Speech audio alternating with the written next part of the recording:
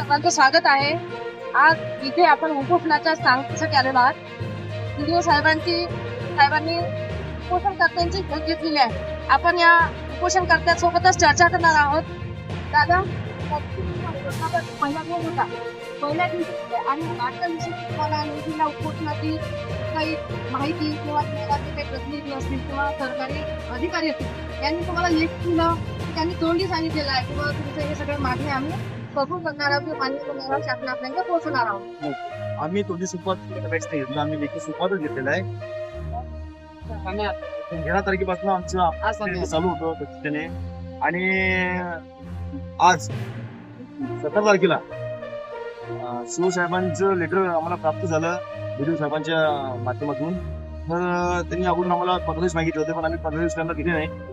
साहेब आम्ही अगोदर दिलेले आहे आणि 1.5 महिना दिलेला आहे. ते 1.5 महिना देऊन सुद्धा आम्ही देऊ शकत नाही.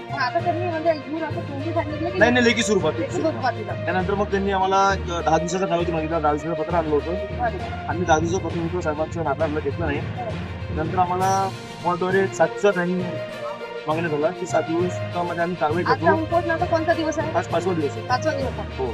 अन्नत्याग अन्नत्याग उपोषण आपले रवींद्र मंजादादा आहे यांनी आणि त्यांच्या तरुण सहकार्यांनी युक्त केलेलं आहे. त्यांच्या अशा मागण्या होत्या की बा खांब्यावरची जी लाईन असते 71,000चा घापला झालेला आहे आणि 73,000चा घापला झालेला आहे. आणखीन एक अशी महत्वाची गोष्ट आहे किंवा शासनाने आपल्याला सांगितलं निवडणुकीमध्ये महिला आणि पुरुष 50% आरक्षण 100% आरक्षण असतं, पण तिथे जी महिला आहे सरपंच, ती महिला सरपंच कारभार पाहत नसताना सासरा पाहतो, त्या मागणीचं काय झालं तुमचं? हो. आणि आम्ही व्हिडिओ साहेबांना सांगितलं की मग त्यांनी आम्हाला 5 दिवस तरी आम्हाला वेळ द्या असं आम्हाला त्यांनी पत्र दिलं.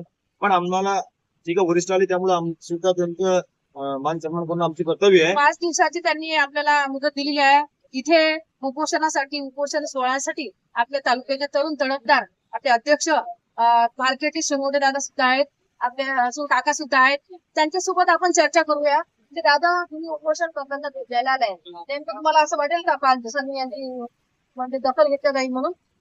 हो, चुकीची मागणी आहे, ती रास्त मागणी आहे आणि आम्ही या ठिकाणी येऊन त्यांच्या म्हणण्यानुसार त्यांच्या कागदपत्राची पाहणी केली असता त्या ठिकाणी 100% जे ग्रामसेवक आहे आणि प्रशासन आहे, सरपंच हे त्याच्यामध्ये जवळपास 80% त्याच्यामध्ये दोषी आहे.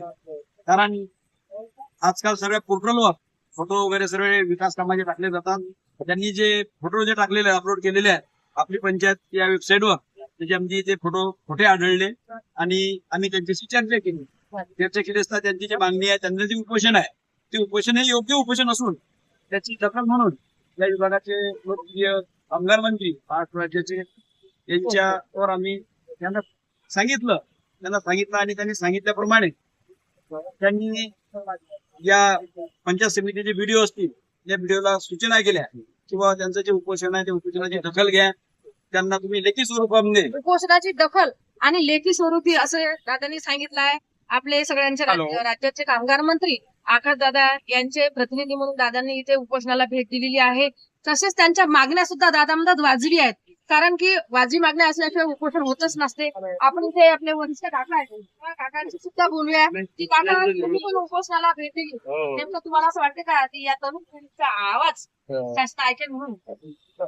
ऐकेल आवाज. बरं दादा, तुम्हाला असं वाटतं किंवा 5 दिवसाची मुदत दिलेली आहे, हा मागण्या तुमच्या मंजूर होतील, नंतर तुमच्या गावाचं तरुण म्हणजे मंडळी आहे, आता मी पाहिलं साहेब महिला मंडळ चालवलं गावाचं सपोर्ट काय, पण माझी पण शासनाला आमच्या महाराष्ट्र विनंती आहे की बा तरुण जे मुलं आहेत आपल्या गावासाठी भांडतात, त्यांच्या मागण्या पूर्ण कराव्या. महाराष्ट्र न्यूज वन करता, रत्नागिरी, खामगाव, जिल्हा बुलढाणा.